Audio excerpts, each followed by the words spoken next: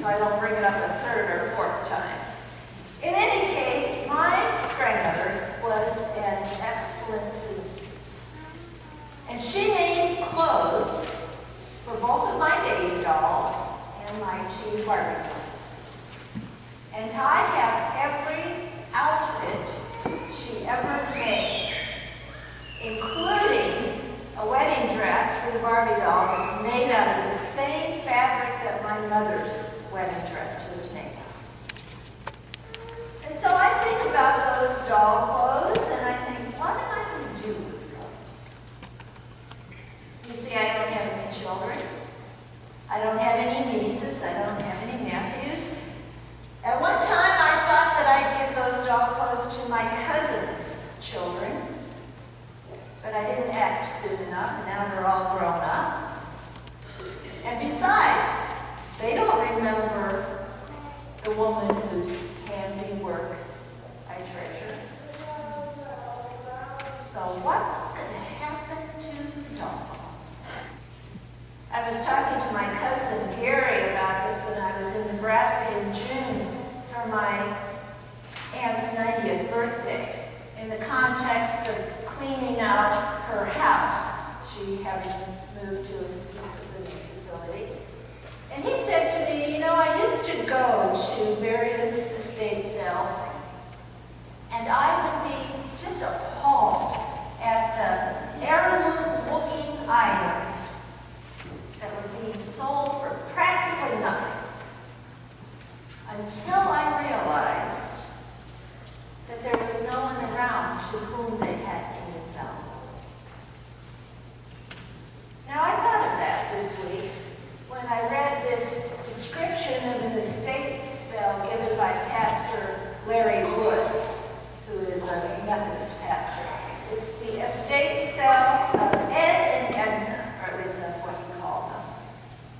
I'll quote him. Absent the owners, the items lose their meaning. So that even Ed and Edna's kids and closest friends think, my gosh, there's a lot of stuff here. What a lot of junk. The agent, who does not want to haul it away, has priced everything low. Books go for 50 cents, a big set of plates for a few bucks. Here's an old rusty bicycle from the Eisenhower era and a once-prized lamp that now seems hideous. Set out on the green grass outside the barn, Ed's band saw and drill press, his pride and joy, appear headed for retirement.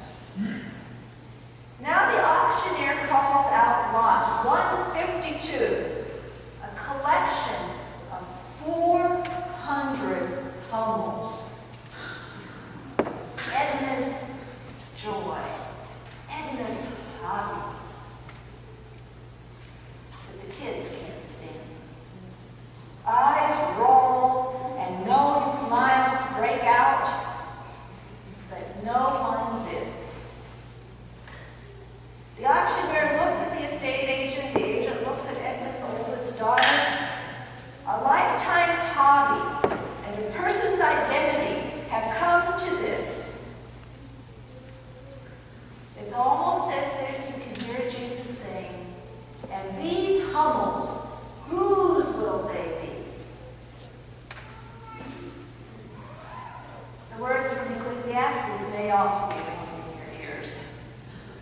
I hated all my toil in which I had toiled under the sun, seeing that I must leave it to those who come after me.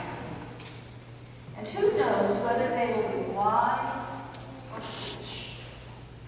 Yet they will be master of all for which I toiled, and used my wisdom under the sun. This also is faith. Now, I don't mean to depress us all, but this is something with which we can all identify, or we will someday identify. So what is it that the writer of Ecclesiastes and Jesus in the Gospel of Luke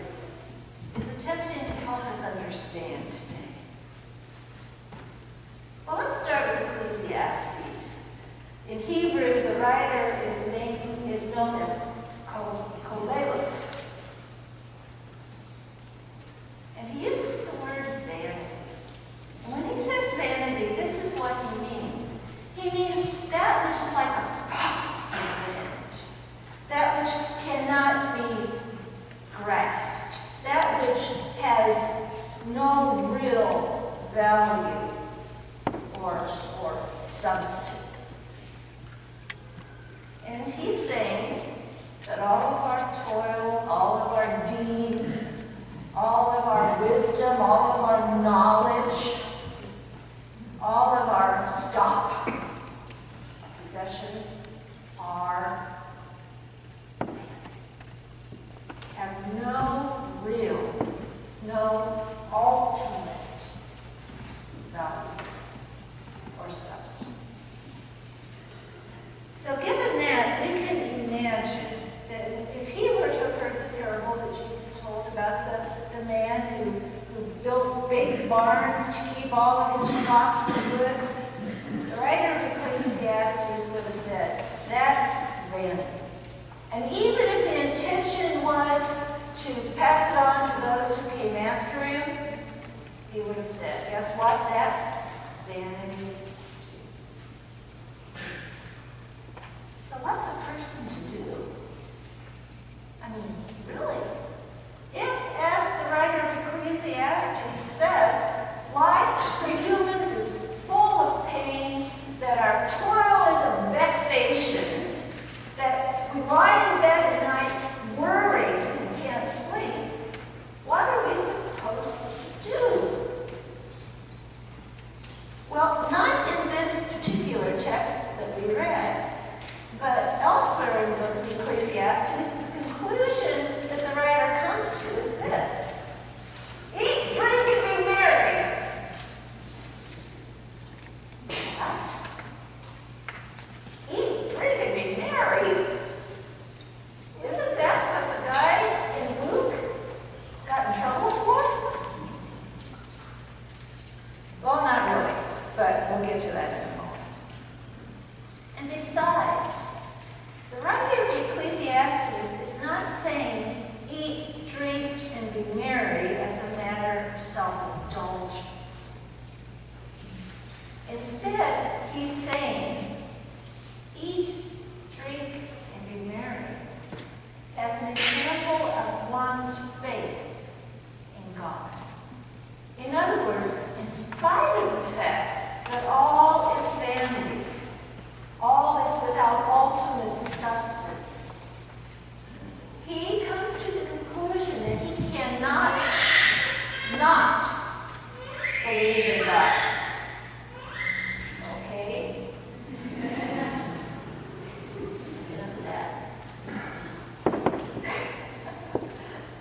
See? He comes to the conclusion that he cannot not believe in God.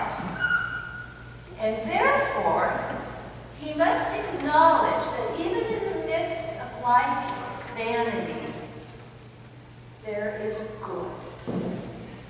And his goal, then, is in the midst of the weariness of life, to seek out that which is good, to seek out the good gifts that God gives to us, to acknowledge them, to share them, to find joy. Eat, drink, and be merry, not as an act of self-indulgence, but as a way to say, in spite of everything, that which God has granted to us is good. And one way to find joy is to not do what the farmer in the parable did. The one who Jesus calls a fool. Now, why does Jesus call him a fool? I'll tell you what. It's not because he was successful. It's not because he saved what he had earned through his efforts. It's not even because he's looking forward to relaxing and enjoying himself. Those are not the reasons he is a fool. He is a fool because his focus is on himself and on himself alone. And he thinks that he can secure his own future. Listen again to what what he says as he's talking to himself in this parable. What should I do? For I have no place to store my crops. Then he said, I will do this. I will pull down my barns and build larger ones, and there I will store up all my grain goods. And I will say to my soul, soul, you have ample goods laid up for many years. Relax, eat, drink, and be merry. And God says, you fool. You fool. Commentator Elizabeth Johnson says, did you notice that although he evidently had a successful harvest, he never once thanks God or speaks a word of commendation to those who helped him plant and harvest his crops. And even though he has more than enough for himself, for years and years and years to come, he never once speaks sharing of the abundance he has to give. And worst of all, he seems to think that he has control of his own life. He doesn't recognize that his life is a gift from God that can be taken back at any time. He doesn't get what the writer of Ecclesiastes understood, which is very simple. You can't take it with you. And so he is. Now, I don't know that I really like that language of, God can take back your life at any time. I guess it's true, though. But I will say that it is true that all the wealth in the world does not secure our lives. And don't get me wrong, I'm not naive. Having money makes life easier, but it also can make life more complicated. But in the end, wealth and possessions do not keep us from struggling with illness and disease, do not keep tragic accidents from entering our lives. Wealth and possessions do not give us necessarily happy relationships and harmonious homes. And in fact, I'll always remember one of the first things I read about this text, because it was so blunt and so true.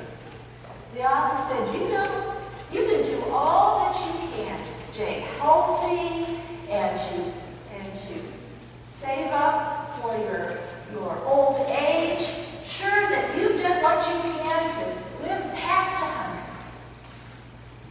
But if you've done that, and you don't realize that you could die tomorrow in spite, then you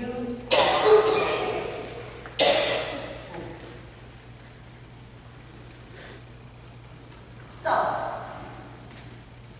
what's the person do? Well, it's all about priorities. Who is God of our lives? What is our focus in the midst of this existence? As Dr. Johnson says, are our lives aligned toward God and other people? Or are our lives aligned toward ourselves and our own petty desires and needs? How are our lives aligned? She goes on to tell about a pastor, an old pastor who once said, I've heard a lot of people's regrets at the ends of their lives, but I've never heard anyone regret that they gave too much away. Ever. I've never heard anyone say, oh, I wish I had kept more for myself. And so the good life consists of loving God and loving other people. The good life means that we eat, drink, and are merry, not to be self-indulgent, but instead we eat, drink, and are merry as a way to acknowledge God has given us so many good gifts. And we want to celebrate that and share what we have with other people.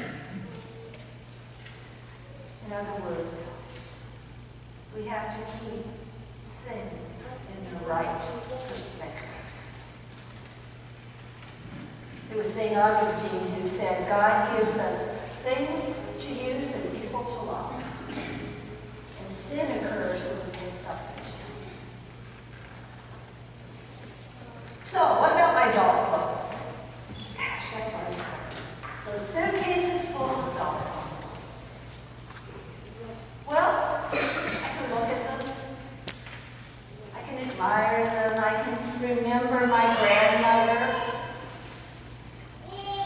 But I also have to remember that there was a time for these things. And that time has passed. And in fact, there is a time for all things in all barns, in all buildings. There is a time to share them and to enjoy them, and a time to let them go.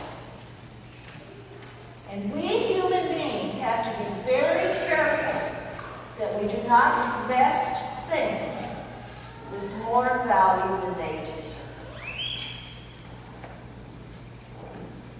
Instead, our goal is to be rich toward God, which means that we love God and we love other people.